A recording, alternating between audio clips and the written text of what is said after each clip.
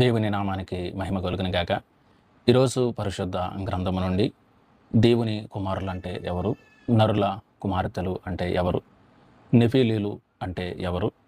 మరి దేవుడు జల ప్రళయానికి ముందు ఎటువంటి నిర్ణయాన్ని దేవుడు తీసుకున్నాడు అనే విషయాలను మనం వాక్యానుసారంగా ధ్యానించుకోవడానికి ప్రయత్నం చేద్దాం. మరి ఆదికాండము 6వ అధ్యాయాన్ని గనక మనం చూసినట్లయితే ఇక్కడ దేవుని కుమారుల గురించి మనకి కనబడుతూ ఉంటుంది.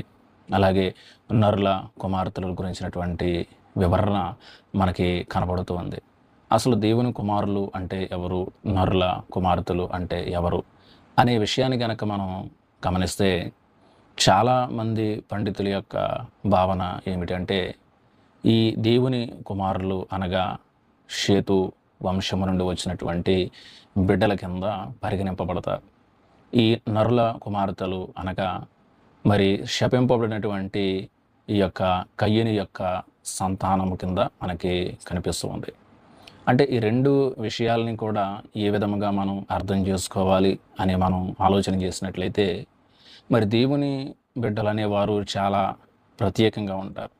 అంటే దేవుని బిడ్డలు అంటే మరి దేవునితో సహవాసాన్ని కలిగి ఉండడం కానీ, ప్రార్థనాపూర్వకంగా వారు ఉండడం కానీ, విశ్వాసంలో బలంగా ఉండడం కానీ, లేకపోతే ఈ లోక సంబంధమైనటువంటి ఆచారాలకు దూరంగా ఉండడం కానీ, ఇటువంటి ఆత్మీయ స్థితిలో ఉన్నటువంటి ప్రతి విశ్వాసిని కూడా, ప్రతి కుటుంబాన్ని కూడా దేవుని కుమారులు అని సంబోధించడం మనకి జరుగుతుంది. మరి దేవుని కుమారులు షేతు వంశం నుండి వచ్చినటువంటి బిడ్డలు.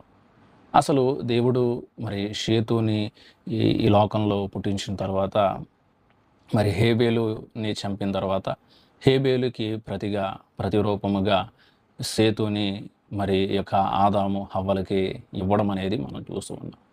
మరి కయ్యని యొక్క సంతానాన్ని కనుక మనం చూసినట్లయితే, దేవుడి చేత శపింపబడినటువంటి వ్యక్తిగా కయ్యని యొక్క సంతానం అనేది మనకి కనబడుతుంది. కాబట్టి ఇక్కడ దేవుని కుమారులు అనగా షేతు వంశము నుండి వచ్చినటువంటి కుమారులు, నరుల కుమార్తెలు అనగా అంటే కయ్యను లోకంలో ఉండే వ్యక్తిగా మనకి కనబడుతూ ఉండగా, లోకంలో ఉన్నటువంటి మరి పాపం విషయంలో కానీ, లోక ఆచారాల విషయంలో కానీ, లోకంలో ఉన్నటువంటి సమస్త చెడు కార్యక్రమాలు, చెడు విధానాలతోటి లోకంలో జీవిస్తున్నటువంటి సంతానాన్ని ఇక్కడ నరుల కుమార్తెలుగా మనకి కనబడుతుంది. కాబట్టి ఇది రెండో వాదన కనుక మనం చూసినట్లయితే, మరి ఈ దేవుని కుమారులు అనగా పడిపోయినటువంటి దేవదూతలు అని కొంతమంది అంటూ ఉంటారు. కానీ ఇక్కడ దీన్ని సరైనటువంటి వివరణ అని మనం అర్థం చేసుకోవడానికి సరైనటువంటి వచనాలు మనకి ఇక్కడ కనపడవు. మనకి మత్తయి సువార్త 22వ అధ్యాయము 30వ వచనాన్ని కనుక మనం చూసినట్లయితే, యేసుక్రీస్తు ప్రభువారు ఈ విధంగా ఆయన మాట్లాడతారు. చూద్దాం. మత్తయి సువార్త 22వ అధ్యాయము 30వ వచనం. పునరుద్ధానమందు ఎవరునూ పెండ్లి చేసుకొనరు, పెండ్లికి ఇయ్యబడరు, వారు పరలోకమందున్న దూతల వలె ఉందురు అనే ఈ వచనం ప్రకారం పరలోకంలో పెళ్ళిళ్ళు అనేవి జరగవు. మరి అక్కడ పెళ్ళిళ్ళకి ఇవ్వబడరు. అక్కడ మరి ఈ పెళ్ళిళ్ళు కార్యక్రమాలు, దేవదూతలు కూడా పెళ్ళిళ్ళు అనేవి అక్కడ దేవదూతల విషయంలో కూడా జరగవు అనే విషయాలు ఇక్కడ స్వయంగా యేసుక్రీస్తు ప్రభువారు తెలియపరుస్తున్నట్లుగా మనకి కనపడుతుంది.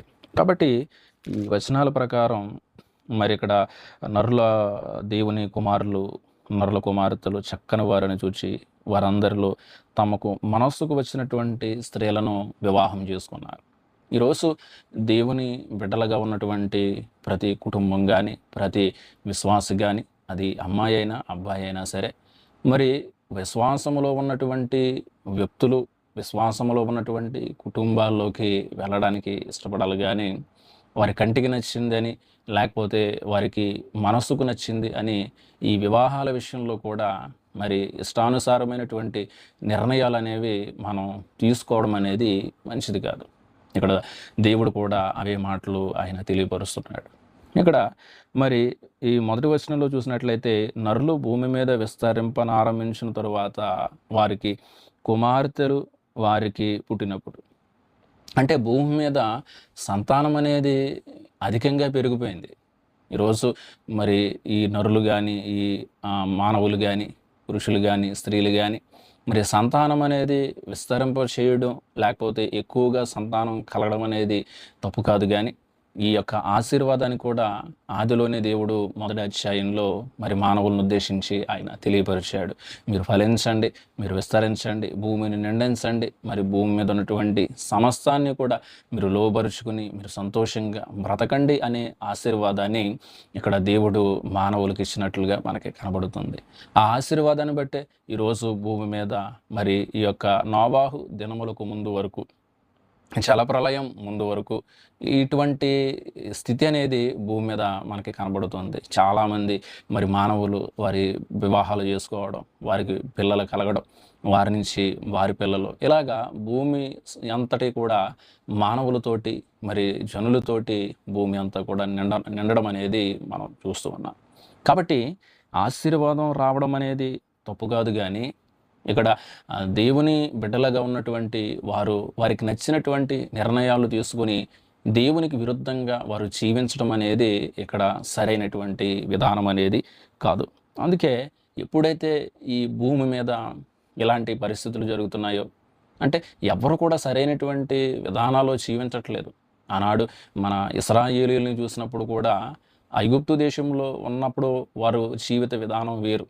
మరి ఫరో పెడుతున్నటువంటి వెట్టి చాకిరీలను బట్టి వారు ఎంతగానో దేవుడికి మొర్ర పెట్టుకున్నారు. మరి మొర్ర పెట్టుకున్నటువంటి ఆ మొర్రల యొక్క ప్రతిఫలంగా దేవుడు వారి మొర్ర విన్నాడు, మోషేని పంపించాడు. మరి వారిని బయటికి తీసుకురావడం మనం చూస్తూ ఉన్నాం.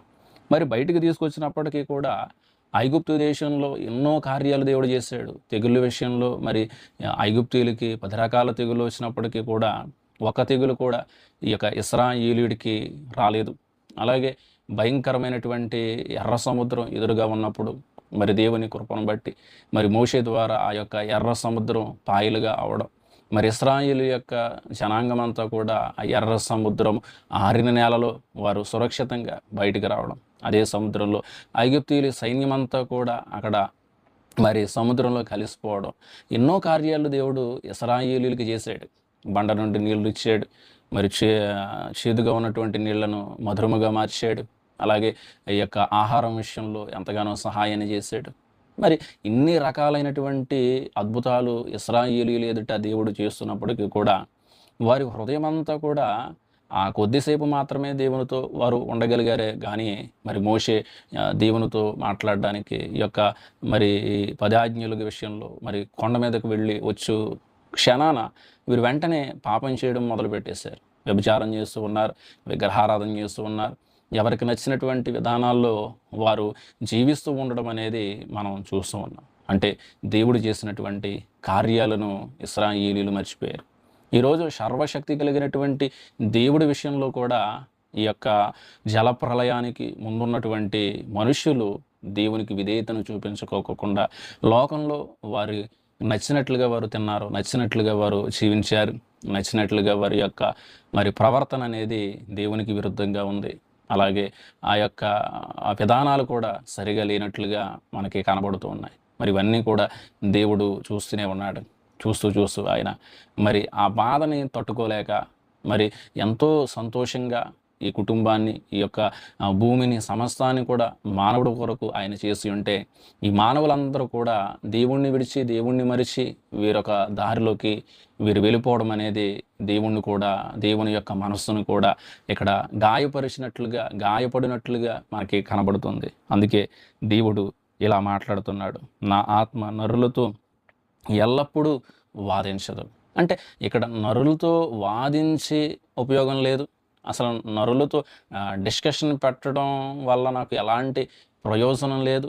నేను డైరెక్ట్గా వారి మీద నేను ఒక యాక్షన్ అనేది తీసుకుంటాను అని దేవుడు ఇక్కడ మానవుల మీద కోపాన్ని పెంచుకోవడం కాదు, కానీ వారికి ఇచ్చినటువంటి అవకాశాలని వారు ఉపయోగించుకోలేనటువంటి స్థితిలోనికి వారు వెళ్ళిపోయారు. ఆదాము అవ్వల విషయంలో కూడా ఎంతో ఒక మంచి జీవితాన్ని ఇవ్వాలి అని దేవుడు ఆలోచన కలిగాడు, కానీ ఆ యొక్క అవకాశాన్ని వారు ఉపయోగించుకోలేదు. ఇక్కడ కయ్యను హేబేలు విషయంలో కూడా మరి ఇరువురిని కూడా ఎంతో ప్రేమించాడు దేవుడు, కానీ కయ్యను దేవునికి విరుద్ధంగా మాట్లాడడం మనం ఇక్కడ చూస్తూ ఉన్నాం. కాబట్టి ఈరోజు ఆనాటి జలప్రళయానికి ముందు భూమి మీద ఉన్నటువంటి మనుషులందరూ కూడా దేవుని దృష్టికి పాపులుగా కనపడ్డారు. దేవునికి వ్యతిరేకంగా వారు మాట్లాడుతున్నారు. దేవునికి నచ్చనటువంటి విధానాల్లో వారు జీవించడం అనేది మనం చూస్తూ ఉన్నాం. అందుకే దేవుడు ఎంతో బాధపడ్డాడు. నేను ఎందుకు చేశాను వెళ్ళడే అని హృదయంలో నొచ్చుకుంటూ ఆయన అంటున్నాడు, అయినను వారి దినములు 120 ఏండ్లగునెను. అంటే 120 ఏండ్లు అంటే 120 సంవత్సరాల క్రింద ఇక్కడ ఆయన తెలియపరుస్తున్నాడు. అంటే ఈ వచనాన్ని మనం ఎలా అర్థం చేసుకోవాలంటే, మరి ఆ మనిషి యొక్క ఆయుష్ అప్పటి వరకు 900 సంవత్సరాల వరకు కూడా బ్రతికినటువంటి వ్యక్తులు మనకి కనపడుతున్నారు. అంటే మెతూషేల 969 సంవత్సరాలు బ్రతికాడు. ఆదాము కూడా 930 ఏండ్లు బ్రతికినట్లుగా మనం చూస్తూ ఉన్నాం. అంటే ఈ వచనానికి 2 రకాలైనటువంటి వాదనలు మనకి కనబడుతున్నాయి. మొదటి వాదన ఏంటంటే, 120 సంవత్సరాలకి మనిషి యొక్క ఆయుష్ కుదించబడింది అని చెప్తున్నప్పటికీ కూడా, మరి రానటువంటి దినాల్లో 120 సంవత్సరాల కంటే కూడా ఎక్కువ బ్రతికినటువంటి భక్తులు ఉన్నారు. మన యాకోబు చూసినట్లయితే 147 సంవత్సరాలు బ్రతికాడు. అంటే ఈ వాదన ఎలా అర్థం చేసుకోవాలి అంటే, జలప్రళయానికి ముందు ఈ యొక్క ఆ కాలంలో నివసించినటువంటి మనుషులకు దేవుడు 120 సంవత్సరాలు సమయాన్ని ఇచ్చి ఉంటాడు బహుశా. అంటే మీరు మారండి, మీ యొక్క ఆలోచనలు మార్చుకోండి, మీరు లోకం వైపు కాకోకుండా నా తట్టు తిరగండి అని దేవుడు మనుషుల్ని నాశనం చేయుట ఇష్టం లేక, మనుషులు చనిపోవట ఇష్టం లేక, మరి ఎంతో ప్రేమతోటి ఒక అవకాశాన్ని దేవుడు వారికి బహుశా ఇచ్చుండొచ్చు. అందుకే 120 సంవత్సరాలు అనే మాట అక్కడ మనకి కనపడుతుంది. ఏది ఏమైనప్పటికీ దేవుని యొక్క ఉగ్రతకు మనుష్యుడు లోనై ఉన్నాడు అనే మాటలు ఇక్కడ మనకి కనపడుతూ ఉన్నది. మరి ఈ నెఫీలీలు అంటే ఎవరు అనే విషయాన్ని కనుక చూసినట్లయితే, ఈ నెఫీలీలు అనగా మరి దేవుని కుమారులు అనగా షేతు సంతానం, అలాగే కయ్యూను యొక్క సంతానం, వీరిరువురికి పుట్టినటువంటి సంతానముగా పిలువబడుతున్నటువంటి వారు ఈ నెఫీలీలుగా పిలువబడుతున్నారు. మరి నెఫీలీలకు ఉన్నటువంటి లక్షణాన్ని కనుక మనం చూస్తే, మరి చాలా బలవంతులుగా వీరు కనబడుతూ ఉన్నారు. అంటే సుమారు 9 నుండి 10, 11 అడుగుల ఎత్తు కలిగినటువంటి వ్యక్తుల కింద కనబడుతూ ఉంటారు. అలాగే మరి వారి యొక్క దేహదారుఢ్యం కూడా చాలా బలంగా మనకి ఉన్నట్లుగా కనిపిస్తుంది. అలాగే ఈ వ్యక్తులు మరి మనం పరిశుద్ధ గ్రంథంలో చూసినట్లయితే గొలియాతు విషయంలో కూడా మరి తాను కూడా మరి చాలా ఎత్తు కలిగినటువంటి మనుష్యుడి కింద మనకి కనపడుతున్నారు. మొత్తానికి ఈ నెఫీలీలు భూమి మీద ఉండిరి, తరువాతను ఉండిరి. అందుకే గొలియాతు కూడా చాలా ఎత్తు కలిగినటువంటి వ్యక్తిగా మనకి కనిపిస్తూ ఉంటారు. తర్వాత దేవుని కుమారులు నరుల కుమార్తెలతో పోయినప్పుడు వారికి పిల్లలు కనిరి. పూర్వకాలమందు పేరుగాంచినటువంటి శూరులు వీరే, షేతు సంతానం అలాగే కయ్యూను సంతానం, వీరిరువురు కూడా పెళ్ళిళ్ళు చేసుకోవడం, వారికి పుట్టినటువంటి సంతానం మరి యొక్క నెఫీలీలు బలవంతులు, శూరులు. ఆనాటి కాలంలో బలం కలిగినటువంటి వ్యక్తులుగా ఈ నెఫీలీలు మనకి కనబడుతూ ఉన్నారు. ఇవన్నీ కూడా మరి జరిగిన తర్వాత దేవుడు ఇంకా తన హృదయంలో అనుకుంటూ ఉన్నాడు, ఏంటి, నరుల చెడుతనము భూమి మీద గొప్పదని. అంటే ఎంత పవిత్రంగా మనుషులు బ్రతకాలి అని దేవుడు అనుకున్నప్పటికీ కూడా మనుషుడి యొక్క హృదయం లోకం వైపు వెళ్ళిపోతుంది. అందుకే కదా ఇర్మియా భక్తుడు అంటుంటాడు, హృదయము అన్నిటికంటే మోసకరమైనది, ఘోరమైన వ్యాధి కలది అనే మాటలు ఇర్మియా భక్తుడి ద్వారా మనం వింటూ ఉన్నాం. కాబట్టి వీరి యొక్క హృదయం అంతా కూడా, వారి హృదయము యొక్క తలంపులోని ఊహ అంతయు ఎల్లప్పుడూ కేవలము చెడ్డదనియు యెహోవా చూచి. అంటే నరులు మనసు మంచిది కాదు, వారి ఆలోచనలు మంచిది కాదు, వారు ప్రవర్తించే విధానము కూడా మంచిది కాదు. ఈరోజు మనం సమాజంలో చూస్తూ ఉంటే, ఈరోజు బలం కలిగినటువంటి వారు బలహీనుల్ని దోచుకోవడం చూస్తూ ఉన్నాం. మరి దేవుని దృష్టికి అది కూడా తప్పే. ఈరోజు మరి ఈ లోకంలో జీవిస్తూ ఉన్నటువంటి మనం మోసం చేస్తూ బ్రతుకుతాడు మానవుడు. మరి బలాన్ని బట్టి నరహత్యలు చేస్తూ ఉంటాడు. ఈరోజు ఎన్నో రకాలైనటువంటి ఫ్రాడ్లు లోకంలో జరుగుతూ ఉండగా మనం చూస్తూ ఉన్నాం. అంటే ఈ మనిషి జీవించడానికి ఎలా అయిపోయాడంటే, ఇంకొక మనిషిని గాయపరచడం, ఇంకొక మనిషిని బాధించడం, మరొక మనిషిని దోచుకోవడం, మరొక మనిషిని తక్కువ చేయడం, మరొక మనిషిని పడగొట్టడం, అంటే ఒక మనిషి బ్రతకడానికి వేరొక మనిషిని త్రొక్కడం అనేది ఈ లోకంలో మనకి కనబడుతూ ఉంది. అంటే ఈ యొక్క మానవుడి యొక్క హృదయమంతా కూడా పాపంతో నిండిపోయింది, అసూయతో నిండిపోయింది, కక్షలతో నిండిపోయింది, గొడవలతో నిండిపోయింది, కోపంతో నిండిపోయింది. ఈరోజు దేవుడు కూడా ఈ జలప్రళయానికి ముందు కూడా దేవుడు చూస్తూ ఉండగా నరుడు యొక్క హృదయం అంతా కూడా చెడిపోయింది. సహోదరి ప్రేమ లేదు, మరి ఎదుటి వ్యక్తిని ప్రేమించే మనసు లేదు, మరి హృదయం అంతా కూడా చెడిపోయింది. కానీ దేవుడు లోకము నశించిపోవాలి అని చేయలేదు, లోకం పాపంతో నిండిపోవాలి అని ఆయన చేయలేదు. ఈరోజు పాపము చేసినప్పటికీ కూడా దేవుడు మానవుడికి తోడుగా ఉండి మరి నిత్యము కూడా తన సేవకుల ద్వారా, తన యొక్క భక్తుల ద్వారా మరి వారిని పరిశుద్ధపరుస్తూనే ఉన్నాడు. వారిని సరైనటువంటి దారిలో మరి పెట్టడానికి దేవుడు ఎల్లప్పుడూ కూడా ఆయన ఎంతో ఆశ కలిగి ఉన్నాడు. అందుకే ఎంతోమంది ప్రవక్తల జీవితాల్ని మనం చూస్తూ ఉన్నాం. మోషే కానీ, ఇర్మియా కానీ, యెహెజ్కేలు కానీ, ఎజ్రా కానీ, నెహెమ్యా కానీ, మరి ఏలియా కానీ, ఎలీషా కానీ, వీళ్ళందరూ కూడా మరి మానవులు పాపములోకి వెళ్ళిపోకుండా ఉండడానికి దేవుని మాటలు చొప్పున వీరు ప్రవచించడం అనేది మనం చూస్తూ ఉన్నాం. కాబట్టి ఈరోజు మానవుళ్ళు చేస్తున్నటువంటి పాపాన్ని బట్టి, మానవుడు దేవునికి వ్యతిరేకంగా జీవిస్తున్నటువంటి విధానాన్ని బట్టి దేవుడికి ఎంతో పశ్చాత్తాపం వచ్చింది. అందుకే తాను భూమి మీద నరులను చేసినందుకు యెహోవా సంతాపము నుండి తన హృదయములో నొచ్చుకొనెను. అంటే ఈ భూమి మీద జరుగుతున్నటువంటి పాపాన్ని చూసి ఆఖరికి దేవుడికి కూడా అసలు బాధ వచ్చేసింది. అరే, నేను అనవసరంగా చేస్తుంటాను ఈ మనుషుల్ని అని అనుకుండొచ్చు.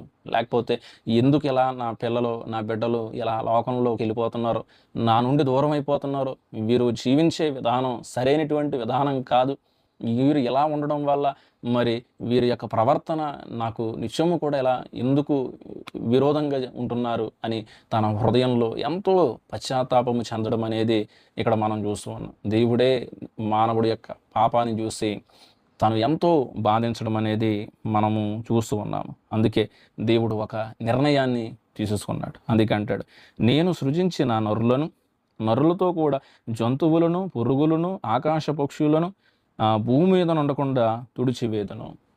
అంటే పాపం చేసింది మానవుడు, తప్పు చేసింది నరుడు. కానీ శిక్ష దేనికి పడుతుంది? ప్రకృతికి కూడా పడుతుంది. ఈరోజు మానవుడు చేస్తున్నటువంటి తప్పులను బట్టి ఈరోజు ప్రకృతి కూడా ఇబ్బంది పడుతుంది. ఈరోజు మరి ఈ యొక్క వాయు కాలుష్యం పెరిగిపోవడానికి కూడా గల కారణం మానవుడే. ఈరోజు మరి ఎన్నో పక్షులు అంతరించిపోవడానికి గల కారణం కూడా మానవుడి యొక్క జీవిత విధానం, మానవుడి యొక్క జీవన శైలి, మానవుడి యొక్క విధానాలు. ఈరోజు భూమి, అలాగే భూమి మీద ఉన్నటువంటి పక్షులు సమస్తము కూడా ఏమైపోయే పరిస్థితి వచ్చేసినాయి? అవి కూడా నాశనం అయిపోయే పరిస్థితి వచ్చింది. అంటే దేవుని దృష్టికి నరుడే చెడిపోయాడు. తన స్వరూపము చొప్పున, తన పోలుకు చొప్పున నరుడిని చేశాడు. తన నాసికారంధ్రములోనికి జీవవాయువును ఊదాడు. అంటే నా స్వరూపముగా చేసినటువంటి నరుడే చెడిపోయినప్పుడు ఈ పక్షులు, ఈ ఆకాశ పక్షులు, జంతువులు ఇవన్నీ కూడా నాకు ఎక్కువేం కాదు. ఎందుకంటే ఈరోజు మానవుడికి ఉన్నటువంటి విలువ, మానవుడికి ఉన్నటువంటి ఒక ఆ యొక్క రెస్పెక్ట్ అనేది దేవుని దృష్టిలో మరొక దానికి లేదు. కాబట్టి ఈరోజు దేవుడు ఇలా అనుకుంటున్నాడు, సమస్తాన్ని కూడా తుడిచివేదును, అంటే నాశనం చేస్తాను అని ఇక్కడ దేవుడు మాట్లాడుతున్నాడు. ఎలయనగా నేను వారిని సృష్టించినందుకు సంతాపము నొంది ఉన్నానెను. అంటే ఈ భూమి మీద మనుషులను పుట్టించినందుకు నేను చాలా బాధపడుతున్నాను అనే మాటలో దేవుడు జలప్రళయానికి ముందు తన హృదయంలో మానవుడి యొక్క పరిస్థితిని బట్టి తను ఎంతో పశ్చాత్తాప పొందడం అనేది మనం చూస్తూ ఉన్నాం. కాబట్టి ఈ వాక్యాన్ని విన్నటువంటి మనమందరము కూడా ఒకటే, దేవుడు మనల్ని ఎంతో ప్రేమిస్తాడు.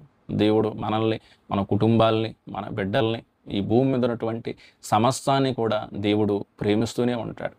ఇక్కడ మనం చేయవలసినటువంటి పనులు ఏంటంటే, దేవునికి విరుద్ధమైనటువంటి పనులు గనక మనం ఎప్పుడైతే చేస్తూ ఉంటామో దేవుని యొద్ద నుండి వచ్చే ఉగ్రతకి కూడా మనం ఖచ్చితంగా లోను అవ్వవలసినటువంటి పరిస్థితి అనేది ఏర్పడుతుంది. ఇక్కడ మరి భూమి మీద నరులు పాపంతో నిండిపోయారు కనుకనే షేతు సంతానం ఈ యొక్క మరి ఈ శపింపబడినటువంటి ఈ యొక్క కయ్యని యొక్క సంతానముతోటి వారు పాపం చేశారు. ఈరోజు దేవుని బిడ్డలుగా ఉన్నటువంటి వారు, దేవుని యొక్క విధానాల్లో జీవిస్తున్నటువంటి వారు, లోకంలో ఉన్న వారితో ఆ విధంగా ప్రవర్తించడం దేవుని దృష్టికి కూడా సరైనటువంటిది కాదు. అందుకే ఇక్కడ భూమి అంతటినీ కూడా నాశనం చేయాలని దేవుడు ఆలోచన కలిగి ఉన్నాడు. భూమితో పాటు భూమి మీద ఉన్నటువంటి సమస్త పక్షులను, జంతువులను, సమస్తాన్ని కూడా తుడిచివేయాలని దేవుడు నిర్ణయం తీసుకున్నాడు. వారికి 120 సంవత్సరాలు సమయాన్ని కూడా అక్కడ ఇవ్వడం మనం చూస్తున్నాం. కాబట్టి వాక్యాన్ని విన్నటువంటి మనమందరము కూడా దేవుని దృష్టికి యథార్థంగా జీవిందాం.